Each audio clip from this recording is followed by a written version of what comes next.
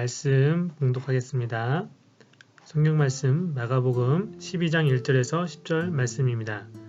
예수께서 비유로 그들에게 말씀하시되 한 사람이 포도원을 만들어 산울타리로 두르고 즙자는 틀을 만들고 망대를 지어서 농부들에게 새로 주고 타국에 갔더니 때가 이름에 농부들에게 포도원 수출 얼마를 받으려고 한 종을 보내니 그들이 종을 잡아 심히 때리고 거저 보내었거늘 다시 다른 종을 보내니 그의 머리에 상처를 내고 능욕하거늘 또 다른 종을 보내니 그들이 그를 죽이고 또 그 외에 많은 종들도 더러는 때리고 더러는 죽인지라.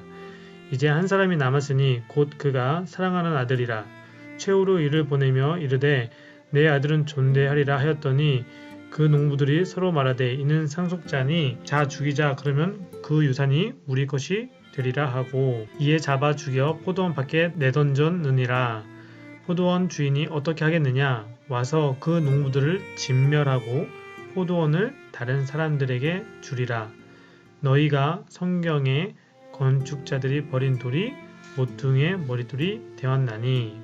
아멘. 오늘의 말씀 제목은 하나님의 인내와 사랑이라는 제목으로 함께 나누려 합니다. 자, 오늘 말씀 내용은 어느 나라의 포도원 주인이 울타리를 만들고 그리고 망대도 세우고 그 안에 포도나무를 심어 놓은 후에 농부들에게 새를 주었어요. 새가 뭘까요? 포도 농사를 열심히 지으면 포도가 많이 열리겠죠.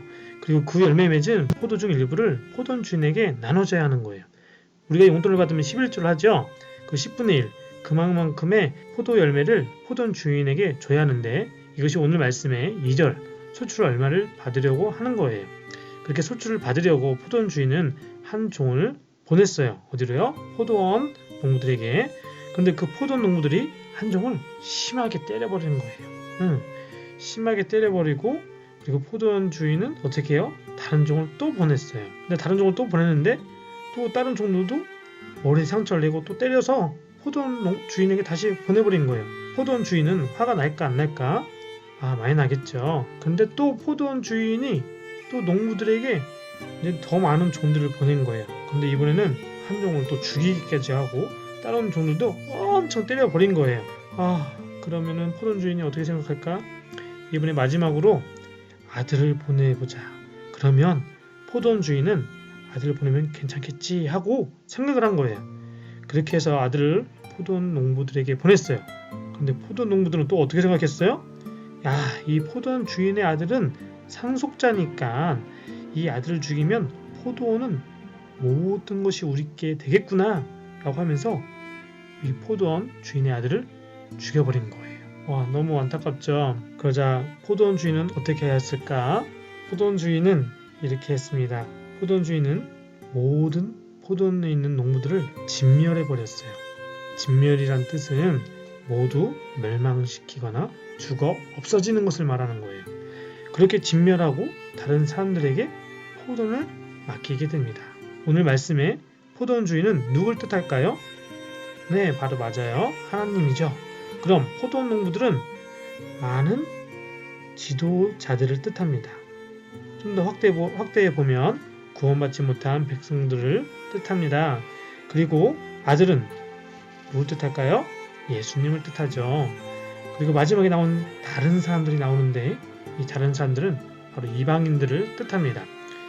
더 자세히 말해보면 아직 예수님을 모르는 사람들이라고 생각하면 될 것 같아요. 자, 우리 영상 한번 보고 진행해 볼까요?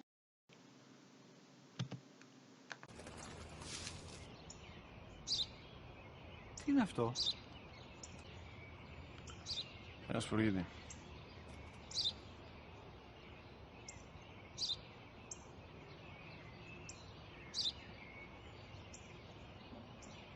Τι είναι αυτό? Μόλις τώρα στο πατέρα, σπουργίτι είναι.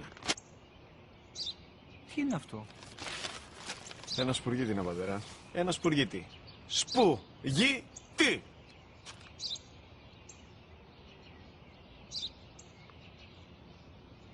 Τι είναι αυτό? Γιατί το κάνεις αυτό το πράγμα, μπορείς να μου πεις? Τόσες φορές σου είπα, είναι ένα σπουργίτι. Δεν το καταλαβαίνεις.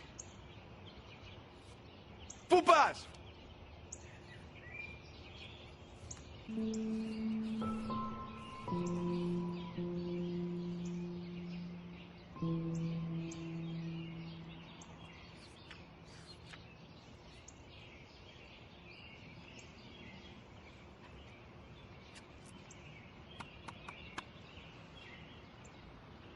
Σήμερα ο μικρός μου γιος που πριν λίγες μέρες έκλεισε τα 3 καθόταν μαζί μου έξω στο πάρκο όταν ένας σπουργίτη ήρθε και κάθισε απέναντί μας.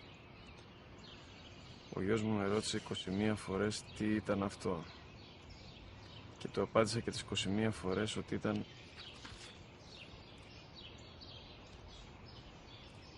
ένα σπουργίτη. Τον αγκάλιασα τρυφερά και τις 21 φορές που μου έκανε την ίδια ερώτηση, ξανά και ξανά, χωρίς να εκνευριστώ, νιώθοντας στοργή για το αθώο μου αγοράκι.